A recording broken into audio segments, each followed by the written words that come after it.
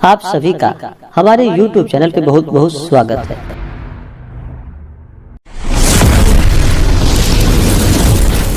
नवरात्रि का 7वां दिन है और इस दिन माता काल रात्रि की पूजा अर्चना की जाती है।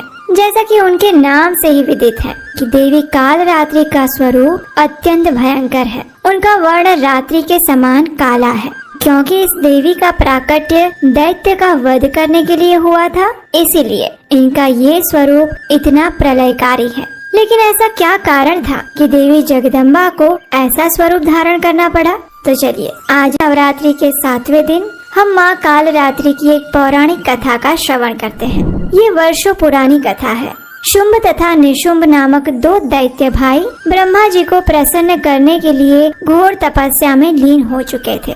10,000 वर्षों के बाद जब ब्रह्मा जी प्रसन्न हुए और इन दोनों भाइयों को वरदान मांगने के लिए कहा, तो उन्होंने भी महिषासुर जैसा ही कुछ वरदान मांगा। पहले तो इन दोनों ने अमर होने की इच्छा प्रकट की, लेकिन जब ब्रह्मा जी इस वरदान को देने में सक्षम नहीं थे, तो इन दोनों ने ये वरदान मांगा कि वे किसी भी पुरुष के हाथों अवध्य रहेंगे। स्त्री को शक्तिहीन जानकर शुंभ तथा निशुंभ ने ये वरदान मांग लिया कि केवल कोई स्त्री ही उनका सर्वनाश कर सकती है। वास्तव में उन्हें किसी भी स्त्री से किंचित मात्र भी भय नहीं था, लेकिन अब उनकी ये धारणा कुछ ही समय में गलत साबित होने वाली थी। ब्रह्मा जी ने तुरंत ही उन्हें ये वरदान प्रदान कर दिया और जिसके फल स्वरूप उन्होंने तीनों लोकों में त्राही त्राही मचा दी। सभी देवताओं को स्वर्ग लोक से बाहर फेंक दिया। दोनों भाइयों के आतंक से परेशान होकर सभी देवता देवी पार्वती माता की शरण में गए। उन्हें सारी व्यथा कह सुनाई। देवताओं ने माता पार्वती से प्रार्थना की कि वे उनकी इस समस्या का कोई समाधान करें।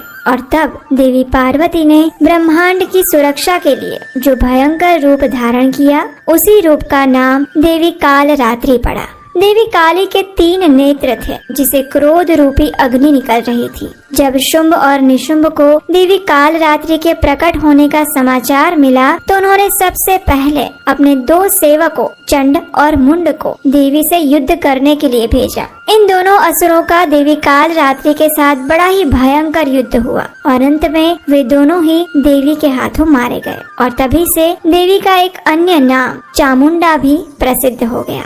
शुंभ तथा निशुंभ का एक अन्य सेवक था, जिसका नाम था रक्त बीज। ये कोई साधारण असुर नहीं था। इसे स्वयं भगवान शिव ने वरदान दिया था कि जब भी इसके शरीर से एक भी रक्त की बूंद जमीन पर गिरेगी, तो उसमें से असंख्य राक्षस उत्पन्न हो जाएंगे, जो कि रूप और शक्ति में उसके ही समान होंगे। अब देवी काली को रक्त बीज का सामना करना था। दोनों युद्ध भूमि में आमने सामने आ गए थे। जैसे ही देवी काल रात्रि ने रक्त बीज पर प्रहार किया, तो उसके शरीर से रक्त की धारा बह निकली। जैसे ही वह रक्त की धारा भूमि पर गिरी, तो उसमें से न जाने कितने ही और रक्त बीज उत्पन्न हो गए। इन असंख्य दैत्यों से युद्ध करने के लिए देवी ने अपने स्वरूप का भी विस्तार किया, लेकिन जैसे ही कोई भी राक्षस युद्ध भूमि पर ढेर होता, तो उसके शरीर में से असंख्य और राक्षस उत्पन्न हो जाते। अब देवताओं को लगने लगा था कि रक्त बीज को समाप्त करना असंभव है, लेकिन तभी देवी काली ने एक बड़ी ही विचित्र लीला की।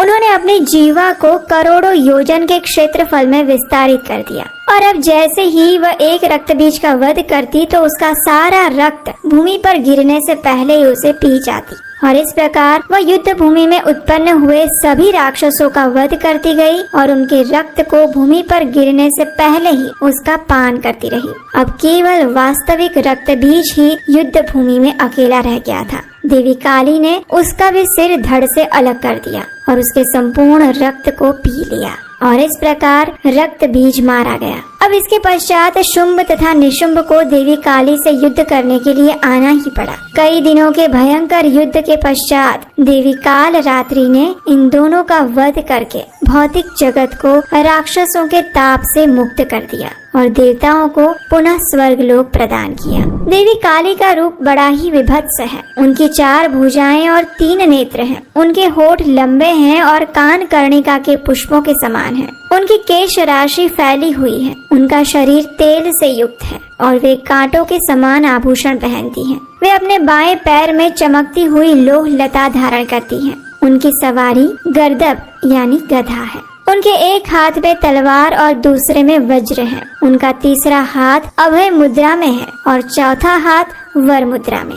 चैत्र नवरात्रि के 7वें दिन देवी काल रात्रि की पूजा अर्चना करने के लिए एक वेदी पर माता का विग्रह अथवा चित्र स्थापित कर सकते हैं। उन्हें कुमकुम तथा रोली लगा सकते हैं। माता की पूजा में केवल लाल रंग के पुष्प का ही प्रयोग किया जाता है। ऐसा कहा जाता है कि माता को नींबुओं की माला और गुड़हल के फूलों की माला भी पहना सकते हैं। उनके समक्ष तेल का दीपक भी प्रज्वलित कर सकते हैं और ऐसा माना गया है कि माता को गुड़ अथवा गुड़ से बने व्यंजनों का ही भोग लगाना चाहिए। इस दिन आप उनके इस मंत्र का उच्चारण भी कर सकते हैं। एक वेणी जपा कर्ण पुरनग्नाखर स्थिता लंबास्थि कर्णिका कर्णी तैला भक्त शरीरिणी वामपादोल्लसल्लोलः लता कंटक भूषणा वर्धना मूर्ध्वजा कृष्ण कालरात्रिर्भयंकरी। इस प्रकार 7वें दिन आप माता काल रात्रि की पूजा उपासना भी कर सकते हैं। माता काल रात्रि की पूजा अर्चना करने से अकाल मृत्यु का भय भी चला जाता है। तो ये थी नवरात्रि के 7वें दिन देवी काल रात्रि की पौराणिक कथा। ये कथा आपको कैसी लगी ये हमें नीचे कमेंट बॉक्स में लिखकर जरूर बताइएगा और सब्सक्राइब कर लीजिए ताकि आने वाली कथाएं भी आप सरलता से सुन पाएं।